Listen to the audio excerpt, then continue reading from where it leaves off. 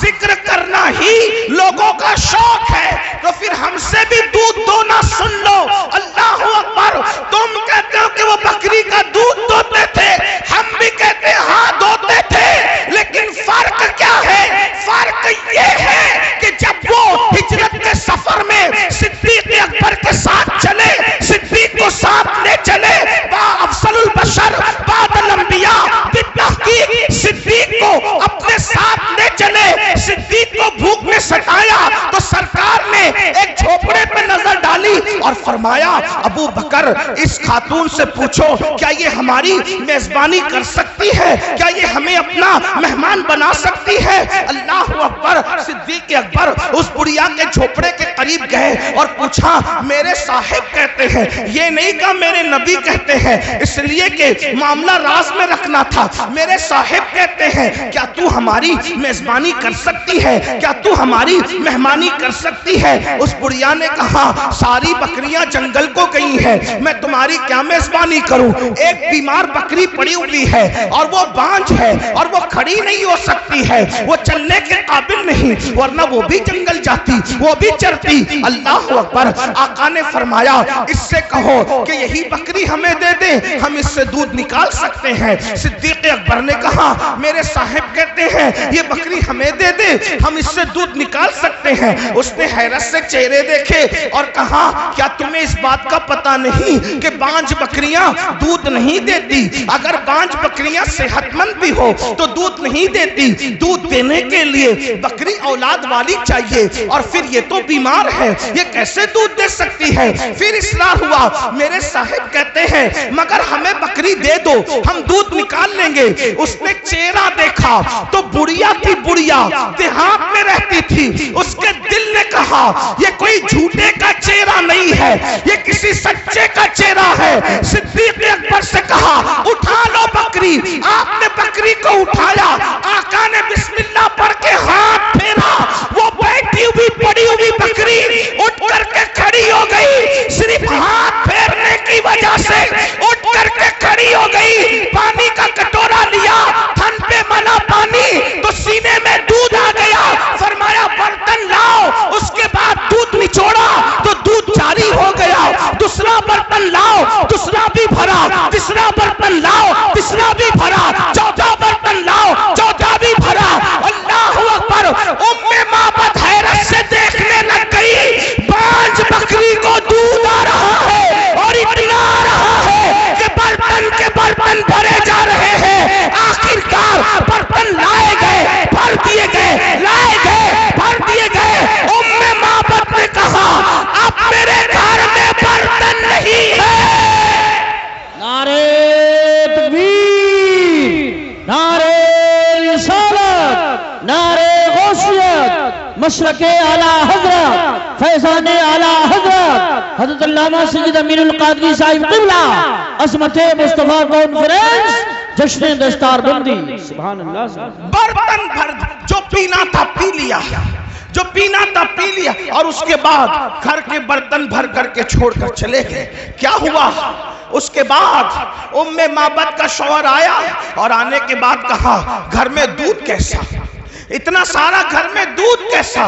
تو اس وقت اس خاتون نے کہا کہ مجھے نام تو نہیں پتا، لیکن ایک جوان اور اس کے ساتھ ایک شخص، دو لوگ آئے تھے، اور وہ جو جوان تھا اس کو میں نے پوچھا نہیں کہ اس کا نام کیا ہے، اس کا خادم تھا، اس کا نام بھی مجھے نہیں پتا، البتہ اس کا چہرہ دیکھا، اس نے جو برتن بھر دیے تو میں نے اس کا نام خود رکھ لیا۔ معبد کہتی ہے اس کا نام میں نے نہیں پوچھا، اس کا نام میں نے خود رکھ لیا۔ کہا کیا نام رکھ لیا؟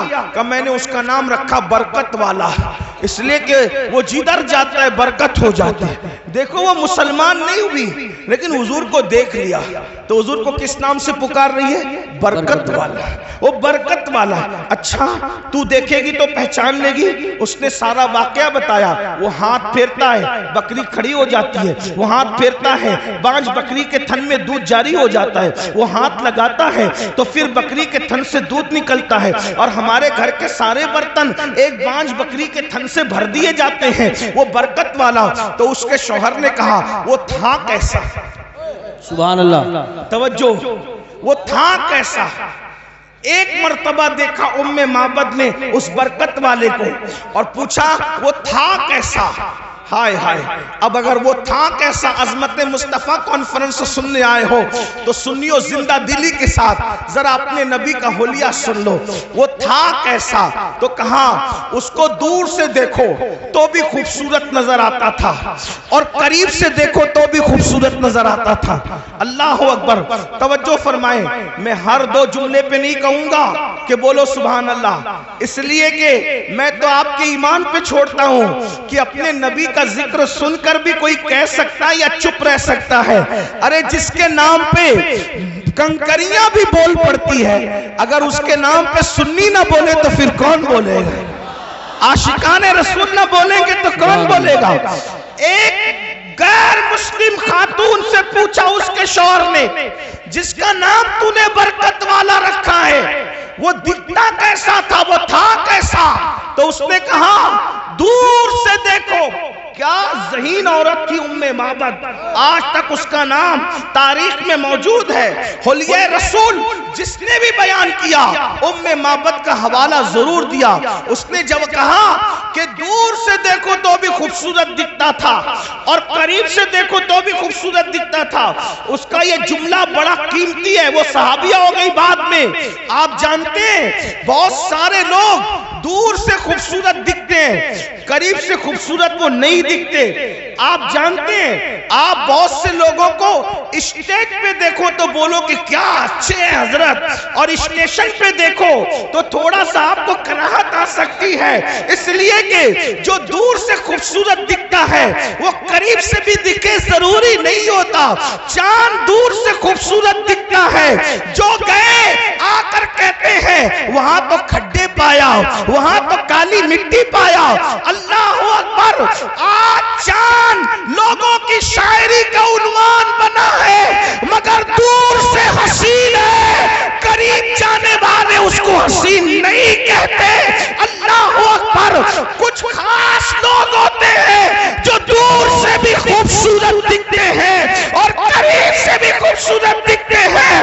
وہ دیہاتی عورت تھی، اس نے کہا جس کو میں برکت والا کہہ رہی ہوں وہ اتنا خوبصورت تھا کہ دور سے بھی حسین تھا اور قریب سے بھی حسین۔ سبحان اللہ، نعرہ تکبیر۔ میرے امام، اللہ، میرے امام یا رسول اللہ، میرے امام اب اس حسن کو کس طرح بیان کرتے ہیں؟ کہتے ہیں سرتاب قدم ہے تنے سلطان زمن پھول، سرتاب قدم ہے تنے سلطان زمن پھول، لب پھول، دہن پھول، زخن پھول، بدن پھول۔ واللہ جو مل جائے میرے گل کا پسینہ، مانگے نہ کبھی عطر نہ پھر جائے دلہن پھول۔ دندان و لب و زلف و رخ شاہ کے فدائی ہے درِ عدن لالے یمن مشک ختن پھول۔ دل اپنا بھی شیدائی ہے اس ناخن پاکا، اتنا بھی مہے نو پہ نائے چرک کوہن پھول۔ اور کیا بات رضا اس چمنستان کرم کی، زہرا ہے کلی جس میں حسین اور حسن۔ سبحان اللہ، ماشاءاللہ، واہ واہ۔ نعرہ تکبیر، نعرہ رسالت، نعرہ غوثیت، مشرق اعلیٰ حضرت، فیضان اعلیٰ حضرت حضرت علامہ سید امین القادری صاحب قبلہ، علماء اہل سنت۔ سبحان اللہ، سبحان اللہ۔ اس ام معبد نے کہا وہ دور سے بھی خوبصورت تھا اور قریب سے بھی خوبصورت۔ ہائے ہائے، پھر اس نے کہا اللہ اکبر، اس کے رخسار بڑے چمکدار تھے۔ رخسار کہتے ہیں گالوں کو، اس کے رخسار بڑے چمکدار تھے، اس کی رنگت بڑی چمکیلی تھی، اس کے ہونٹوں میں نزاکت تھی۔ اللہ اکبر، اس کا جسم جو ہے وہ قد رانہ، نہ لمبا تھا نہ چھوٹا تھا۔ حضور کے قد کے بارے میں حدیث میں آیا ہے حضور کا قد لمبا بھی نہیں تھا، چھوٹا بھی نہیں تھا، لیکن کتنا بھی لمبا آدمی حضور کے بازو میں آ کے کھڑا ہو جاتا تو وہ حضور سے اونچا نہیں دکھ سکتا تھا۔ حضور پورے مجمع میں سب سے اونچے نظر آتے تھے۔ صحابہ کہتے ہیں حضور کتنے بھی اونچے کے سامنے کھڑے ہو جائے حضور ہی اونچے نظر آتے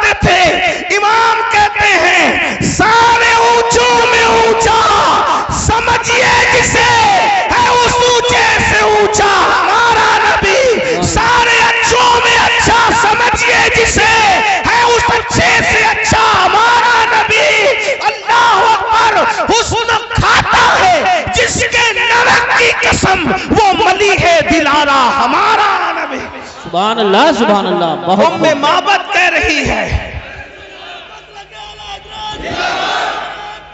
اللہ. ام معبد کہہ رہی نہ چھوٹے قد کا تھا نہ اونچے، اس لیے کہ چھوٹا ہو، کوئی چھوٹا ہو تو برا نہ ماننا، چھوٹا ہو تو بھی خوبصورت نہیں دکھتا زیادہ، اور لمبا ہو تو بھی بہت اچھا نہیں لگتا. میانہ قد. حضرت امیر خسرو کہتے ہیں حضور کا حسن بیان کرتے ہیں، کہتے ہیں پری پیکر نگارے سرو قد لالا رخسارے. پری پیکر نگارے. مجھے پتا ہے اس پر آپ کو بہت لوگوں کو سمجھ نہیں آئے گی، لیکن عشق سے سنو گے تو سب سمجھ آئے گا. پری پیکر نگارے سرو قد لالا رخسارے سراپا آفت دل بود شب چائے کے من بودم. اور میرے امام کہتے ہیں کمری نے گل ان کو کہا، سبحان اللہ، بلکہ بلبل نے گل ان کو کہا. ہر مخلوق اپنے سبجیکٹ پر ان کو دیکھ رہی ہے. کیا بلبل نے گل ان کو کہا، قمری نے سروے جا فضا، حیرت نے جھنجلا کر کہا یہ بھی نہیں وہ بھی نہیں. سبحان اللہ سبحان اللہ. بلبل کہہ رہا ہے یہ گل ہے، حضور کو دیکھ کے کہہ رہا ہے یہ گل ہے، اور قمری کہہ رہی ہے یہ سرو کا درخت ہے، یہ سرو ہے، ان کا قد اقدس سرو کے درخت کی طرح ہے. لیکن حیرت کو غصہ آ رہا ہے اور وہ کہہ رہی ہے نہیں نہیں وہ گل بھی نہیں ہے اور وہ سرو بھی نہیں ہے. کیوں؟ اس لیے کہ توجہ، گل کیوں نہیں ہے، وہ گل کیوں نہیں ہے، سرو کیوں نہیں ہے؟ اس لیے کہ گل تو باغ میں ہوتا ہے، گل تو چمن میں ہوتا ہے، سرو تو باغ میں ہوتا ہے، مگر حضور کسی باغ میں نہیں، بلکہ سارا باغ حضور میں. توجہ، حضور باغ میں نہیں ہے، حضور باغ میں نہیں، سارا باغ حضور میں. اور امام اس کو کتنی اچھے انداز سے بیان کرتے. لوگ کہتے ہیں آپ لوگوں کی گفتگو احمد رضا کے بغیر پوری کیوں نہیں ہوتی. ہم کہتے ہیں احمد رضا کی طرح کوئی بات بھی کرتا ہو 14ویں صدی میں تو اس کو بھی لا کر بتا دو، ہم اسی طرح بات کریں گے، اسی کو کوٹ کریں گے. کیسا بیان کیا اردو ادب کے اوپر 14ویں صدی میں میرے امام کا احسان ہے. لوگ تو اپنی لیلاؤں کی زلف اور رخسار کی باتوں میں الجھے ہوئے تھے. وہ احمد رضا ہے جس نے فن شاعری کو بھی کلمہ پڑھا کر مسلمان کیا. واہ واہ واہ. اسے احمد رضا کہتے ہیں، یہ کوئی مبالغہ نہیں ہے، حقیقت ہے. دیکھو کس طرح کی بات کی ہے. اللہ اکبر. توجہ فرمائیں. وہ گل ہے لبہائے نازک ان کے. اب میں زمین والوں سے مخاطب نہیں ہوں، منبر پر اگر اہل علم کے ساتھ اہل عشق ہے تو میں ان کی بھی دعائیں چاہتا ہوں. احمد رضا کہتے کس کو ہیں؟ رضا بریلوی کہتے کس کو ہیں؟ کیا وہ گل ہے لبہائے نازک ان کے، ہزار جھڑتے ہیں پھول جن سے. وہ گل ہے لبہائے نازک ان کے، پھول سے کبھی پھول نہیں جھڑتے، پھول سے کبھی پھول نہیں جھڑتے. لیکن یہ کیا لبہائے نازک پھول ہے کہ وہاں پھول سے پھول جھڑ رہے ہیں. وہ گل ہے لبہائے نازک ان کے، ہزار جھڑتے ہیں پھول جن سے. گلاب گلشن میں دیکھے بلبل، یہ دیکھ گلشن گلاب میں. اگر پورا گلشن گلاب میں دیکھنا ہو تو ذات مصطفیٰ جان رحمت کو دیکھ لیا جائے. اور کہتے ہیں انہی کی بو مایہ سمن ہے، انہی کا جلوہ چمن چمن ہے، انہی سے گلشن مہک رہے ہیں، انہی کی رنگت گلاب میں ہے. اور ایک مقام پر کہتے ہیں وہی جلوہ شہر و شیر ہے, وہی اصل عالم دیر ہے, وہی نیر ہے, وہی بیر ہے, وہی پاٹ ہے, وہی دھار ہے. اللہ اکبر. تو میرے آقا علیہ السلام کے پیارے دیوانوں, جس وقت ام معبد نے برکت والے کا حلیہ بیان کیا, اس کے شوہر نے کہا کتنا حسین ہے وہ, کتنا خوبصورت ہے وہ, کتنا جمیل ہے وہ, ایک جھلک میں بھی دیکھ لوں. وہ گیا کدھر ہے تو پتہ بتایا ادھر کو گیا ہے. اور بالآخر اپنے شوہر کو لے کر اور اپنی فیملی کو لے کر ام معبد پہنچی مدینہ منورہ, اور لوگوں سے پوچھتی وہ برکت والا کہاں ہے, وہ برکت والا کہاں ہے, وہ برکت والا کہاں ہے. لوگ کہتے کون برکت والا,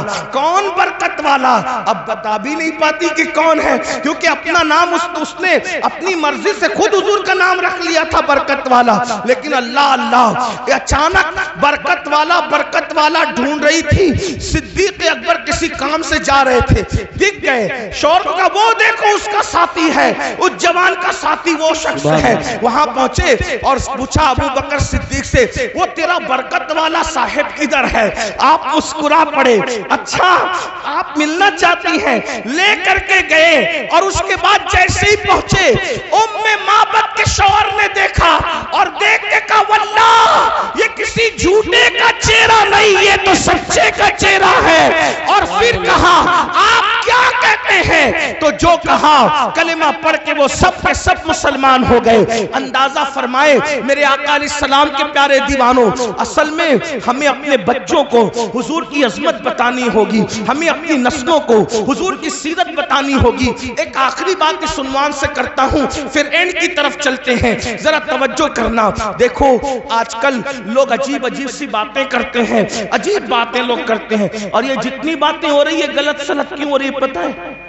صرف حسد میں, بغض میں, صرف لوگوں کو حکمرانی کا بھوت سوار ہے دنیا میں, اس لیے لوگ ایسی باتیں کر رہے ہیں. لیکن حقیقت سے کوئی تعلق نہیں. حضور جتنے اچھے, صحیح سیرت پیش کرو کیسے حضور ہے. دیکھیں حضور کی شان کیا ہے, حضور کی سیرت کیا ہے. توجہ کرو, دھیان سے سنو, کسی کو بتانے کام آئے گا.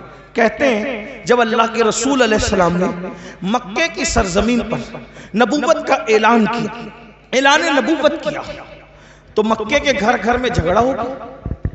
اعلان نبوت سے جھگڑا ہو گیا کیونکہ وہ کچھ لوگ غلطی پر تھے, ان کے بچے سچائی پر آئے, انہیں دکھ ہوا. سچائی کو لوگ جلدی قبول نہیں کرتے, سچائی قبول کرنے میں وقت لگتا ہے, لیکن سچوں کو محنت کرنی پڑتی. سچائی قبول کرنے میں وقت جاتا ہے, سچوں کو محنت کرنی پڑتی ہے, قربانیاں دینی پڑتی ہے. جب آپ سچے ہو تو آپ محنت کیوں نہیں کرتے, آپ قربانیاں کیوں نہیں دیتے, آپ سیرت النبی کو عام کیوں نہیں کرتے, پاس پڑوسیوں کو رسول اللہ کے واقعات کیوں نہیں سناتے, اپنے بچوں کو حضور کے واقعات کیوں نہیں سناتے. مکے کی زمین ہے, نفرتوں کا ماحول ہے, طوفان بدتمیزی بپا کی گئی ہے. ایسے عالم کے اندر اللہ کے رسول علیہ السلام اپنی زندگی گزار رہے ہیں, حضور کی لائف گزر رہی ہے. ایک مرتبہ کا واقعہ ہے کہ مکے کی زمین ہے, زمین مکہ پر شام ہو رہی ہے, سورج مکے کی گھاٹیوں میں اپنے چہرے پہ گھونگٹ ڈالنے کے قریب ہے, اور شام کی چادر ارض مکہ پر, ارض بکہ پر پھیلنے کے قریب ہے. ایسے عالم کے اندر اللہ اکبر, لوگ جلدی جلدی اپنے گھروں کی طرف جانے کے لیے رواں دواں ہیں. لوگ اتنی جلدی اپنے گھر پہنچنا چاہتے ہیں جیسے پرندے گھونسلوں کی طرف بڑھتے ہیں. شام کے وقت اہل مکہ اپنے گھروں کی طرف جا رہے ہیں. ایسے عالم کے اندر ایک بوڑھی عورت ہے, بوڑھی عورت, وہ دائیں بائیں دیکھتی ہے, آگے پیچھے دیکھتی ہے, ایسا لگتا ہے وہ کسی کا انتظار کر رہی ہے, وہ کسی کی منتظر ہے. ایسے میں ایک خوبصورت جوان جس کو دنیا, مکے کی دنیا محمد اس وقت کہہ کر کے پکارتی تھی, یا محمد عربی کہتی تھی, یا محمد مکی کہتی تھی, اللہ اکبر, اللہ اللہ, یا محمد مطلبی کہتی تھی, یا محمد ہاشمی کہتی کہتی تھی اللہ اکبر، حضور کے نسب کے اعتبار سے، حضور کے وطن کے اعتبار سے، حضور کے دادا کے اعتبار سے، بہرحال میرے آقا اس کے سامنے آ کے کھڑے ہوئے، اس بڑھیا سے پوچھا بڑی بی کیا بات ہے، کیوں پریشان ہو، پریشانی کی وجہ کیا ہے؟ بڑھیا کہتی ہے اے جوان میرا سامان نہیں بکا، اور سامان نہیں بکا، شام ہو گئی، لوگ گھروں کو جانے، بازار کی رونق ختم ہو رہی ہے، خریدی بکری کرنے والے اب شام کے بعد بازار نہیں آتے، اس لیے مجھے گھر جانا ہے، سامان بکا نہیں، میرے پاس کوئی رقم نہیں کہ کوئی میرا سامان اٹھائے تو اس کو میں عوض دوں، اسی لیے کسی کو ڈھونڈتی ہوں کوئی میری مدد کرے۔ اللہ اکبر، مسلمانوں یہ تاریخ کے انمٹ نقوش میں موجود ہے۔ حضور نے اس بڑھیا سے کہا بڑی بی لا میں تیرا سامان اٹھا دیتا ہوں، اس کا سامان اٹھایا، اس کے پیچھے پیچھے چلے، اور اس کے بعد جب اس کا گھر آیا تو بڑھیا نے کہا یہی میرا گھر ہے، سامان رکھ دو، سامان رکھ کر بڑی معصومیت سے کہا اچھا بڑی ماں میں چلتا ہوں۔ اور بڑھیا نے کہا تو کتنا اچھا، مکے کی زمین پر ایسے لوگ رہتے ہیں، ان میں تو کتنا اچھا، کتنا پیارا، کتنا سادہ، اللہ اکبر، میرے پاس رقم نہیں دینے کو، لیکن تیری پیاری پیاری صورت دیکھ کر مجھے تجھ پہ پیار آتا ہے، سوچا رقم نہیں دے سکتی تو بڑھیا سے کہا مائی اگر تو مزدوری نہیں دے سکتی میں تو مزدور بھی نہیں ہوں، انسانیت کے ناطے میں نے تیرے ساتھ احسان کیا ہے۔ بڑھیا نے کہا تو نے مجھ پہ احسان کیا، میں تجھ پہ احسان کرنا چاہتی ہوں۔ بڑی اماں کون سا احسان؟ چند الفاظ تیرے دامن میں ڈال دوں تاکہ تجھے کام آئے، میں تجھے نصیحت کروں تاکہ تجھے کام آئے۔ اللہ اکبر، آقا علیہ السلام نے مسکراتے ہوئے کہا اچھا مائی بولو کیا نصیحت کرتی ہو؟ اس بڑھیا نے کہا اس مکے کی زمین پر محمد نام کا ایک جوان ہے، توجہ کرنا مسلمانوں، کتنا غلط پروپیگنڈے کا نقصان ہوتا ہے، غلط پروپیگنڈے کے بھیانک نتائج کیا ہوتے ہیں، لیکن غلط پروپیگنڈے کو کس طریقے سے ختم کیا جاتا ہے یہ اللہ کے رسول نے بتایا ہے۔ اللہ اکبر، اللہ اکبر، اس بڑھیا نے کہا ایک جوان ہے، اس کا نام محمد ہے، اور وہ عبد المطلب کا پوتا ہے، عبداللہ کا بیٹا ہے، ابو طالب کا بھتیجا ہے۔ بیٹا اس نے ایسی باتیں کرنی شروع کی کہ گھر گھر میں جھگڑا ہو گیا، گھر گھر میں فساد ہو گیا، آپس میں پھوٹ پڑ گئی،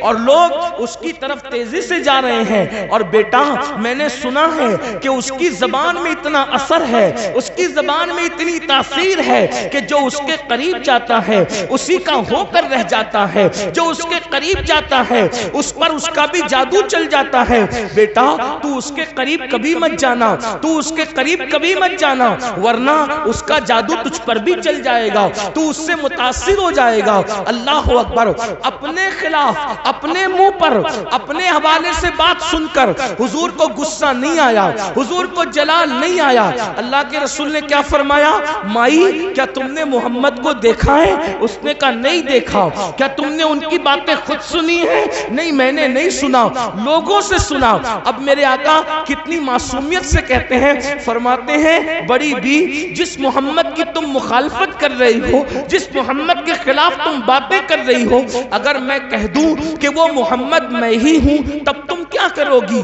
اتنا سننا تھا۔ وہ جذبات میں آ کر کہتی ہے واللہ اگر وہ محمد تم ہی ہو تو میں بھی تمہارا کلمہ پڑھ کے مسلمان ہو جاؤں گا۔ سبحان اللہ، ماشاءاللہ، غور فرمائیں، واہ واہ واہ، اندازہ فرمائیں، اللہ کے رسول علیہ یا السلام رسول نے، اللہ، اللہ کے رسول علیہ السلام نے زندہ باد، اپنے کردار سے، اپنے اخلاق سے، زندہ باد، اپنی سیرت طیبہ سے لوگوں کے دلوں کو اس طرح سے فتح کیا۔ میرے آقا علیہ الصلوۃ والتسلیم کے پیارے دیوانوں، آج گناہوں کا سیل رواں ختم کرنا ہے تو لوگوں کے دل میں عشق پیدا کرنا، اور عشق رسول پیدا کرنا ہے تو لوگوں کو حضور کی سیرت طیبہ بتائیں، کیونکہ جس دل میں آقا کا عشق پیدا ہو، جس دل میں حضور کی محبت پیدا ہو، جس دل میں حضور کا پیار پیدا ہو، اس دل کے اندر گناہ کی محبت نہیں رہے گی، گناہ کا پیار نہیں رہے گا۔ جس نے بھی حضور سے عشق کیا، جس نے بھی حضور سے پیار کیا، وہ پھر گناہوں کے اندر نہیں رہ سکا، وہ وہ گناہوں کے دلدل سے باہر نکلا، وہ جرائم کے دلدل سے باہر نکلا۔ حضور علیہ السلام کا عشق ہے ہی ایسا جو انسان کو گناہوں کے دلدل سے نکال کر نیکیوں کی شاہراہ پر لا کر کے کھڑا کرتا ہے۔ آپ کو نہیں پتا مکے کے لوگ ماں کی گود سے شراب پینے کے عادی تھے، لیکن جب ان کے سینوں میں عشق مصطفیٰ پیدا کیا گیا تو ان لوگوں نے شراب کے مٹکے توڑ دیے۔ میرے بھائیو، آج ہم لوگ عشق مصطفیٰ کی خوب بات کرتے ہیں، محبت رسول کی خوب بات کرتے ہیں، لیکن آپ مجھے بتائیے نا، اللہ اکبر، میرے بھائیو آپ مجھے بتاؤ، عشق مصطفیٰ کی بات تو کرتے ہیں، کیا ہمارے سینوں میں عشق بھی ہے، ہمارے سینوں میں محبت بھی ہے؟ اللہ اکبر۔ حضرت سلیمان علیہ السلام پر جو اللہ نے صحیفہ اتارا تھا، اس میں یہ بات لکھی ہوئی تھی، کیا لکھی ہوئی تھی؟ کہ جس کو ہم دیکھتے ہیں کہ اس کے دل میں ہماری محبت کی بجائے گناہ کی محبت ہوتی ہے اس کے دل میں، تو ہم اپنی محبت اس سے چھین لیتے ہیں۔ اللہ اکبر۔ یعنی جو گناہ سے پیار کرے اس کے دل میں اللہ رسول کی محبت کبھی جگہ کر ہی نہیں سکتی۔ اب آپ اپنے دلوں کو ٹٹولیے میرے بھائیوں، اپنے سینوں کو ٹٹولیے، کیا ہمارے سینے میں عشق مصطفیٰ ہے یا پھر گناہ کی محبت ہے؟ یاد رکھیے، اگر ہمارے سینے میں گناہ کی محبت نہ ہوتی تو ہم لوگ کیا چوری کرتے؟ ہم میں سے کوئی چوری کرتا؟ ہماری قوم کے اندر کوئی چور ہوتا؟ اگر ہمارے سینے میں گناہ کی محبت نہ ہوتی تو کیا ہماری قوم کے اندر کوئی زانی ہوتا، کوئی شرابی ہوتا، کوئی تاش کے پتے کھیلنے والا ہوتا، کوئی ماں کی نافرمانی کرنے والا ہوتا، کوئی ماں کے خلاف باتیں کرنے والا ہوتا، کوئی باپ کے خلاف باتیں کرنے والا ہوتا؟ دیکھو آج کے نوجوان عشق مصطفیٰ کی بات بھی کرتے ہیں۔ جب میرے جوان کہتے ہیں اللہ اکبر، غلامی رسول میں موت بھی قبول ہے، ہم کہتے ہیں میرے بھائی ابھی موت کی اور مرنے کی ضرورت نہیں ہے، نبی کی غلامی میں ابھی مرنے کی ضرورت نہیں ہے، ابھی نبی کی غلامی میں صرف زندگی گزار دو، یہ بڑی بات ہے۔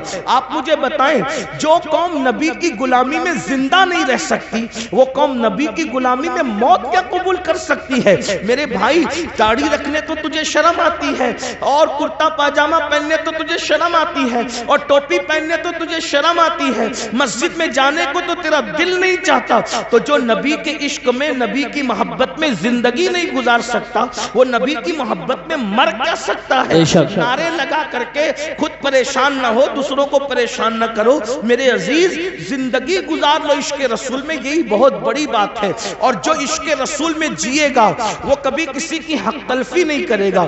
آپ بار بار ساری باتیں سنتے ہیں لیکن بھول کیوں جاتے ہیں؟ دیکھیے، عشق و محبت کے اندر ایک نام ہے حضرت سیدنا اویس قرنی کا، ہم ان کو عشق و محبت کا امام کہتے ہیں۔ میں واقعہ نہیں بیان کروں گا، اشارہ دوں گا، تفصیل کے ساتھ میں حضرت اویس قرنی کی زندگی کبھی پڑھ چکا ہوں، لیکن آپ سے پوچھتا ہوں، اندازہ فرمائیں اویس قرنی کے لیے ایک طرف دیدار رسول ہے، یعنی حضور کا دیدار ہے، اور دوسری طرف ماں کی خدمت ہے۔ اویس قرنی نے حضور کا دیدار نہیں کیا بلکہ ماں کی خدمت کی، کیونکہ حضرت اویس جانتے تھے کہ دیدار کے بغیر بھی کوئی عاشق ہو سکتا ہے، دیدار کے بغیر بھی کوئی عاشق ہو سکتا ہے، لیکن نافرمان ہو کر کوئی سچا عاشق نہیں ہو سکتا۔ اس لیے آپ نے ماں کی خدمت کو ترجیح دی۔ جب ماں کی خدمت کو ترجیح دی تو صلہ کیا ملا؟ صلہ یہ ملا کہ اللہ کے رسول اپنا نمائندہ بھیج کر اویس کے پاس کہلواتے ہیں کہ اویس سے کہنا کہ وہ میری امت کے لیے مغفرت کی دعا کرے۔ جانے دعا جس سے دعا کروا رہے ہیں وہ اویس قرنی ہے، اور امت کو حضرت اویس قرنی کی شان بتا رہے ہیں۔ کیوں؟ اور پھر پوچھا گیا اویس قرنی کو یہ مرتبہ کیوں ملا؟ تو فرمایا ماں کی خدمت کی وجہ سے۔ آج عاشق رسول کہلانے والے میرے بھائی مجھے بتائیں کتنے لوگ ماں کی خدمت کرتے ہیں؟ اپنے آپ میں ڈوب کے سوچو، کتنے لوگ ماں کی خدمت کرتے ہیں؟ کتنے لوگ اپنے ابا کی خدمت کرتے ہیں؟ بہت معذرت، اگر علماء سادات مقرروں کے ہاتھ چومنے کی بات آئے تو پورا مجمع دوڑے، ایک دوسرے کو دھکا دے، مار پیٹ کرے، سب کرے، لیکن جس جذبات کے ساتھ تم مقرروں کے ہاتھ چومتے ہو اسی جذبات کے ساتھ کیا تم اپنی ماں اور اپنے باپ کے بھی ہاتھ چومتے ہو؟ باتیں کڑوی ہے، لیکن ایک بات یاد رکھنا، کسی بھی مقرر کے پیروں کے نیچے تمہاری جنت نہیں ہے۔ بے شک، کتنا بھی بڑا مقرر ہو، کتنا بھی بڑا مقرر ہو، کتنے بھی بڑے ٹائٹل کے ساتھ ہے، کتنا بھی کامیاب مقرر ہو، کتنا بھی بڑا پیر صاحب، کتنا بھی بڑا عالم صاحب، کتنا بھی بڑا خطیب، کتنا بھی بڑا ادیب، بتاؤ کیا حدیث ہے ان کے لیے کہ ان کے پیروں کے نیچے تمہاری جنت ہے؟ تمہاری جنت کہاں ہے؟ تمہاری ماؤں کے قدموں میں. اس کو تو بڈھی کہتے ہیں، ان کو تو ڈوکری ڈوکرا کہتے ہو.